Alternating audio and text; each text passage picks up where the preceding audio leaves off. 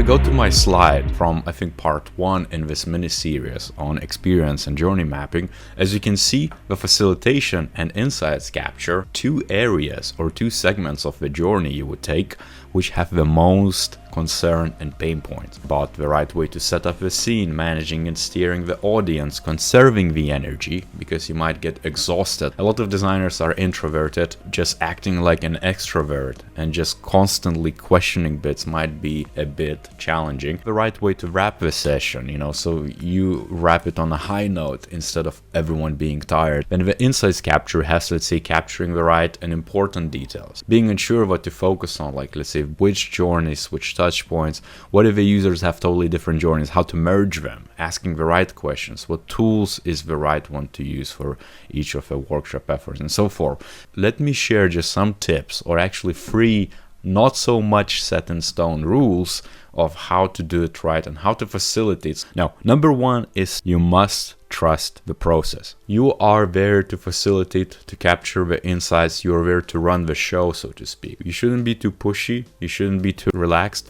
but you should use your material and templates as a guiding principle. If someone in the audience goes on a tangent and talks about anecdotes, or they start to chit chat, that's totally fine. But then you can point on your wall, let's say what I have behind me, and I could be like, hey, we still have a lot to cover. Let's go back to it. Let's trust the process. Let carries us on. We need to capture as much insight as possible right now. If you employ those tools you have and you trust the process, it's going to be much easier for you to facilitate. And I would say the key 3 ingredients here in that trusting the process is that you must display the following qualities. You must be stern enough, but also open enough to actually guide the session. You must have a learner's mindset, being open to new things and open to discover, and being open to be challenged and challenging your presumptions and proving or disproving your hypotheses. And the last one is curiosity, as I mentioned. And curiosity is just being generally interested in a subject, because if you're going to try to map out and run a session where you're going to ask questions, you better be sure to be curious about their lives and be sure to employ empathy so that you capture what actual users are saying instead of what you think they're saying. That's really important. The ABC of any facilitation of any UX workshop actually, or any UX effort, is always be capturing. This is something which I always kept on telling to my juniors when, let's say, I mentor someone. Always take notes, however trivial they seem. Always showcase that you care about. Put it visually and say, what do you mean by that? Use it as an anchor point. Use it as a tool to guide the users, to get more insights. If you don't capture it, it becomes just another thing they said, not something you can play back eventually to, let's say, your project team, or not something you can play back to, let's say, your stakeholders, not something you can use as the evidence. If you want evidence, be sure to be documenting and always be capturing. It could be that you also take photos. It could be that you run it with a assistant or a teammate or someone from your project team, like a product manager.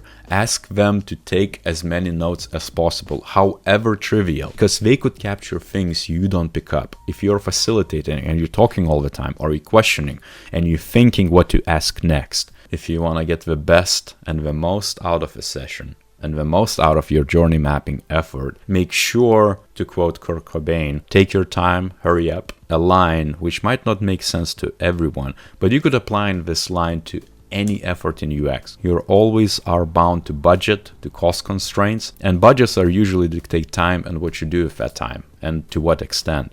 So keep on hammering, keep on taking your time and being relaxed and allowing people to talk through their pain points, their insights, their experiences, ABCing, capturing it all. But off the back of your mind and on your wrist, you should be checking your clock or using one of the design sprint clocks, let's say, and showcasing how much time you're going to spend on which phase, on which block in your map. It could have 45 minutes with a user, you could have 1 hour, you could have 2 hours. Never forget that it's them providing you with that chance to get the insight in their lives. There's rarely anything for them apart from being trusted and taking some ownership and participating, so we can take some pride. Never aim for perfection. Aim for just enough. Focus on learning, focus on discovering new bits, focus on getting the answer, however small, however big, so your discussion guide you prepare from before is all covered up. And even if you run out of time, consider if you can then ask them for a follow-up. Every time you have a session,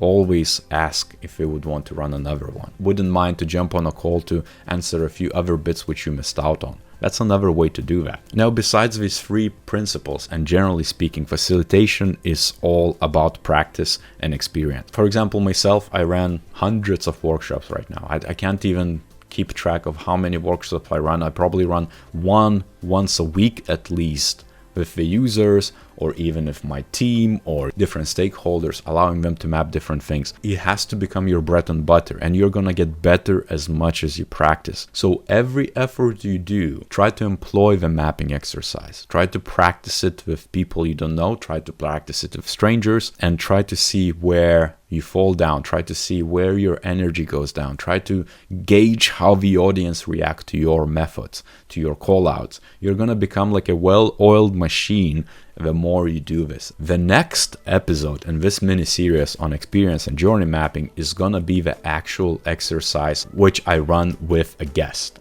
And I'm gonna map out a specific journey in, like, I don't know, 10, 15, 20 minutes, which is very little time, but we're gonna rush through and maybe focus on just one phase in the journey and capture the pain points, insights, and I'm gonna run through the questions and the things I would normally ask a user anyways, trying to build trust, trying to get as much insights, trying to capture, trying to ABC it again, all of the stuff which is useful and purposeful for me to carry on to the next stages of a project, to, let's say, ideation with a team. And so stay tuned for that. If you like this video, give a like, subscribe to this channel, and on that note, I'll see you next time.